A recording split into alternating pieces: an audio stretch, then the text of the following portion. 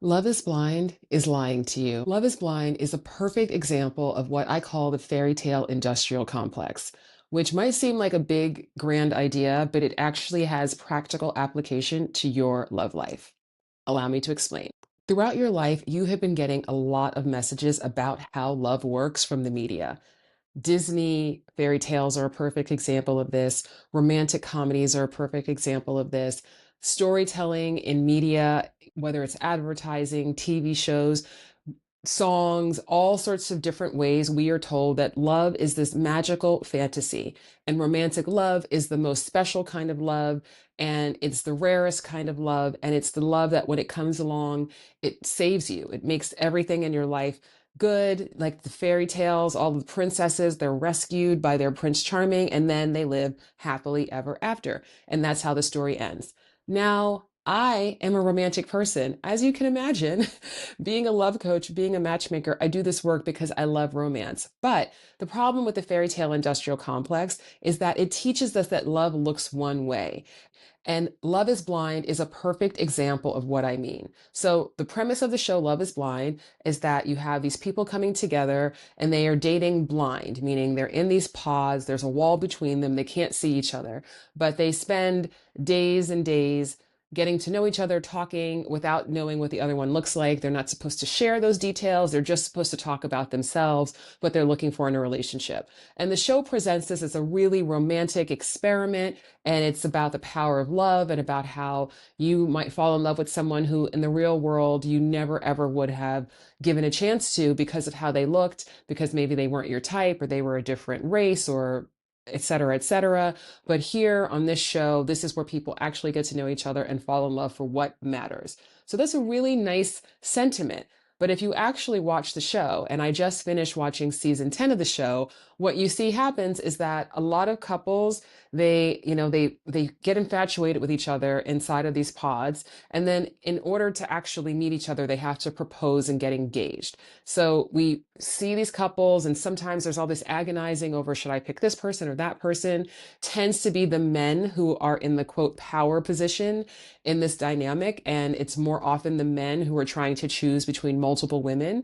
And you see women really inhabiting one of the main messages of the fairy tale, which is that it's about being chosen by a man. So if you think about Cinderella, if you think about Sleeping Beauty, if you think about Snow White, if you think about Rapunzel, if you think about all of these fairy tales, what's happening is a man is choosing the woman and he's automatically falling in love with her, and then she's automatically falling in love with him because she has been chosen. So you see this scenario playing out a lot in the pods. But then they get together in real life, and this is where it becomes something that I really think is much more relatable to everyone's dating experience, which is sometimes you meet someone and you have a great connection, you might have a great date, a great first few dates, and you're really feeling them and you're like, oh my God, this is so exciting. I know that I have been there, right?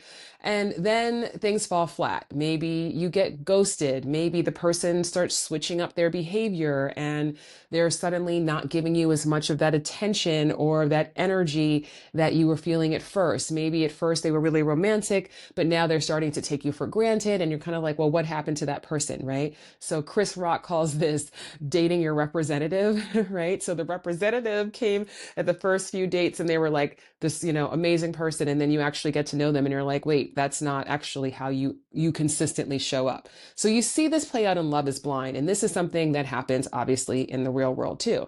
But this is the thing that we have to really learn from. And this is what I want you to take away from this video and hopefully from watching Love is Blind and shows like this that create these circumstances where people are creating these bonds and this false sense of intimacy and fantasy and romance. And they've got producers in their ear, telling them how great this is. And then the reality of getting to know this person happens and things fall apart. So just as in real life, when you might meet someone, as I said, and you have this great connection, and then it all falls apart, it can really feel like, oh, what's wrong with me, right? I thought that I found the person. I thought that they really liked me. Do they really like me? And it can put you into this place of insecurity where now you're chasing the high of that initial connection, even though that connection has fallen flat.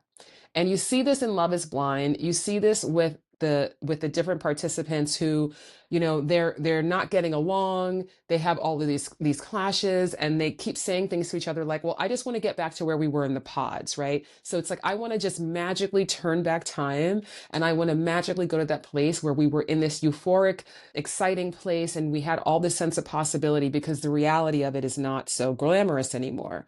So this is how the fairy tale industrial complex really sets us up to have challenges in our relationships that we wouldn't have if we could just understand that it takes time to get to know someone, to get to know their character.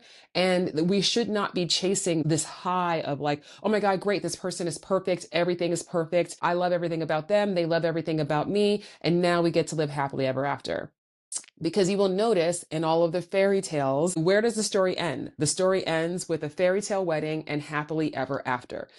Just those words. You don't know what that looks like. You don't know how much they like each other 6 months later, 6 years later. You don't know what the actual relationship dynamic is, because we are constantly sold this fantasy. So, my lovers, it is so important that we start to understand that love is not a magical fantasy. Love is powerful. It is beautiful. Romantic relationships do have so much uniqueness to them, but at the heart of it, it is about what is the relationship that you are co-creating with another person. And in terms of understanding what that is, that takes time. So what I hope that you can take away from watching these shows is not that love isn't real, or, no one wants relationships, because that is not true. Love is the most real thing that we experience as humans. And love is so much a part of who we are, but we do have to be smart about it too, and understand that if I'm looking for everything to feel perfect all the time, and for this person to just sweep me off my feet, and to think that that's going to result in me living, quote, happily ever after, then it's time to stop lying to yourself and stop taking this propaganda that we get in these fairy tales and these reality shows as truth. Because the truth is that you do have the power to co-create beautiful, lasting relationships. I did a TED talk about the fairy tale industrial complex and about true love. And in my next video, I will get further into this new definition of true love and how you can apply it to how you're dating, and really understanding who is and who isn't a great partner for you. I also wrote a book called How to Find True Love, which also breaks this down. But I will talk about this in the next video. So make sure that you are subscribed, and comment, like, do you relate to this idea of this fantasy of romantic love? And has that let you down? What has it taught you? Did you enjoy this season of Love is Blind? And what more do you want to hear from me in the future? Okay, you've got this. Stay tuned, because this week's heart work is about to come up on your screen.